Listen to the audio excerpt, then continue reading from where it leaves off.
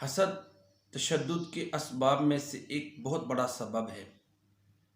اہل کتاب پیارے نبی کریم صلی اللہ علیہ وآلہ وسلم سے بہت حسد کرتے تھے اور کئی مرتبہ آپ صلی اللہ علیہ وآلہ وسلم پر قاتلانہ حملے کرنے کی انہوں نے سازشیں کی۔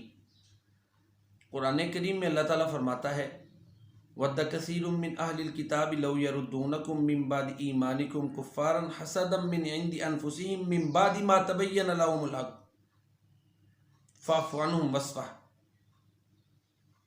اہل کتاب میں سے بہت سے لوگ یہ چاہتے ہیں کہ کاش وہ تمہیں تمہارے ایمان کے بعد کفر کی طرف لوٹا دیں حسد کی وجہ سے، حالانکہ حق ان پر واضح ہو چکا ہے۔ حق کے واضح ہو جانے کے باوجود بھی کچھ اہل کتاب یہ چاہتے ہیں کہ تمہیں دوبارہ کفر کی طرف لوٹا دیں۔ وجہ سبب ریزن حسد ہے۔ ام یحسدون الناس علی ما آتاہم اللہ من فضل فقد آتینا آل ابراہیم الکتاب والحکمہ وآتیناہم ملکا عظیما۔ پیارے نبی کریم صلی اللہ علیہ وآلہ وسلم کے گوشت میں زہر ملا کر آپ کو دیا گیا۔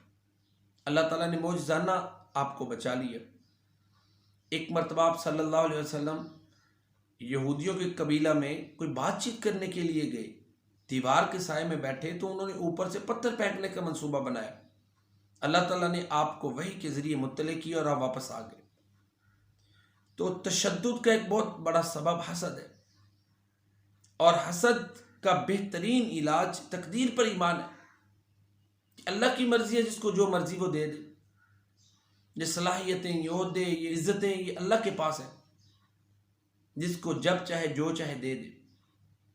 اور سورۃ الفلق اور سورۃ الناس جو ہے وہ حاسدین کے حسد اور شر سے بچاؤ کا بہترین ذریعہ ہے، بہترین علاج ہے۔ تو تشدد کا ایک بہت بڑا سبب حسد ہے، اور حسد کا علاج یہی ہے کہ حاسد خود اپنے ذہن کو درست کرے، قرآن کی تعلیمات کی وجہ سے، تقدیر پر ایمان لانے کی وجہ سے، یا کسی اور سبب سے اس کی سوچ بدل جائے۔ تو تکبر کے جہاں اور بہت سے نقصانات ہیں، وہاں تکبر تشدد کو، وائلنس کو، جور کو، جبر کو، استحصال کو جنم دیتا ہے۔ اور تکبر کیا ہے؟ جس طرح کہ پہلے ایکسپلین ہو چکا، واضح ہو چکا، بطر الحق وغمط الناس، حق کو جھٹلانا اور لوگوں کو حقیر سمجھنا۔ تشدد اور وائلنس کے اسباب میں سے ایک بہت بڑا سبب تکبر ہے، اور لوگوں کو حقیر جاننا، ساتھ حقیقت کو جھٹلانا۔ حق کو جب انسان قبول کرنے کے لیے تیار نہیں ہوتا اور لوگوں کو حقیر سمجھتا ہے، ان کی آراء کو حقیر سمجھتا ہے، تو بعض دفعہ یہ عمل انسان کو تشدد کی طرف لے جاتا ہے۔ ابلیس نے جب آدم علیہ السلام کو سجدہ نہ کیا، سجدہ کرنے سے انکار کیا، تو اللہ تعالیٰ نے پوچھا کہ تو نے آدم کو سجدہ کیوں نہیں کیا؟ تو اس نے یہ ریزن بیان کیا کہ انا خیر من، میں سے بہتر ہوں، خلقتنی من نار و خلقتہ من طین، تو نے مجھے آگ سے پیدا کیا، اس کو مٹی سے پیدا کیا، اس لیے میں بہتر ہوں۔ پہلے پارے میں اللہ فرماتے ہیں ابا واستکبر وکان من الکافرین، اس نے انکار کیا اور تکبر کیا اور کافروں میں سے ہو گیا۔ اور پھر اس کا یہ تکبر اس کو تشدد کی طرف لے آیا۔ اس نے مہلت مانگی، مہلت مانگنے کے بعد کہا کہ اب میں ہمیشہ ہمیشہ کے لیے آدم کا اور اس کی اولاد کا دشمن ہوں، میں ان کو نیکی سے روکوں گا اور دوزخ کے رستے پہ چلاؤں گا۔ ثم لآتینہم من بین ایدیہم ومن خلفہم وعن ایمانہم وعن شمائلہم ولا تجد اکثرہم شاکرین۔ تو یہ اس کی جو اپروچ ہے تکبر کی بنا پر بنی، اور یہ متشددانہ اپروچ ہے جو ابلیس نے آدم علیہ السلام اور ان کی اولاد کے بارے میں اپنائی۔ تو تکبر کے جہاں اور بہت سے نقصانات ہیں، وہاں تکبر تشدد کو، وائلنس کو، جور کو، جبر کو، استحصال کو جنم دیتا ہے۔ اور تکبر کیا ہے؟ جس طرح کہ پہلے ایکسپلین ہو چکا، واضح ہو چکا، بطر الحق وغمط الناس، حق کو جھٹلانا اور لوگوں کو حقیر سمجھنا۔ احساس محرومی، یہ بھی انسان کو بعض دفعہ تشدد پر ابھارتا ہے۔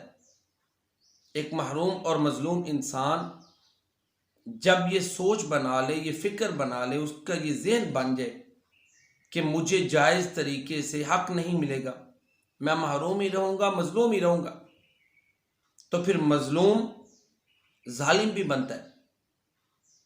انقلاب فرانس اس کی بہت بڑی مثال ہے۔ فیوڈلزم اور فیوڈل لارڈز جو تھے، جب لوگوں کو ان کے بنیادی حقوق سے محروم کر رہے تھے اور خود عیاشیوں والی زندگی گزار رہے تھے، تو کیا بنا؟ خونی انقلاب آیا۔ تو لہذا مظلوم اور محروم اگر یہ کنونس کر لے، یہ ذہن بنا لے کہ مجھے جائز طریقے سے حق نہیں ملنا، تو پھر یا تو وہ اسی طرح مظلومانہ زندگی گزارتا ہے، تو یا پھر وہ اس کے خلاف اٹھ کھڑا ہوتا ہے۔ جب مظلومین اور محرومین اٹھ کھڑے ہوتے ہیں تو پھر قوت حاصل کرنے کے بعد اعتدال کے راستے کو عموماً چھوڑ دیتے ہیں، وہ ظالم جابر بن جاتے ہیں، متشدد بن جاتے ہیں۔ پیارے نبی کریم صلی اللہ علیہ وآلہ وسلم کی جو تعلیمات ہیں وہ تو یہی ہیں کہ پاور میں آ کے، طاقت میں آ کے معاف کرنا ہے۔ طائف والوں کو آپ نے پاور میں ہوتے ہوئے معاف کیا۔ جب آپ صلی اللہ علیہ وسلم واپس مکہ مکرمہ آ رہے تھے، قرن المنازل جگہ پر جبریل علیہ السلام آپ کی خدمت میں حاضر ہوئے اور عرض کی کہ یہ طائف والے جنہوں نے آپ کے ساتھ ظلم زیادتی کی ہے، ان کے بارے میں آپ ہمیں حکم دیں۔ یہ پہاڑوں والا فرشتہ میرے ساتھ ہے، 2 پہاڑوں کے درمیان ان کو رکھ کے پیس دیا جائے گا۔ اور یہاں سے عظمت مصطفیٰ بھی بازی ہوتی ہے کہ پہاڑوں والے فرشتے کو فرشتوں کے سردار جبریل علیہ السلام لے کر آئے، اللہ کے حکم کے ساتھ لے کر آئے۔ تو آپ صلی اللہ علیہ وآلہ وسلم نے کیا کیا؟ معاف کر دیا کہ ان کی نسل میں اللہ جو ہے توحید کی سمجھ والے لوگ پیدا کرے گا۔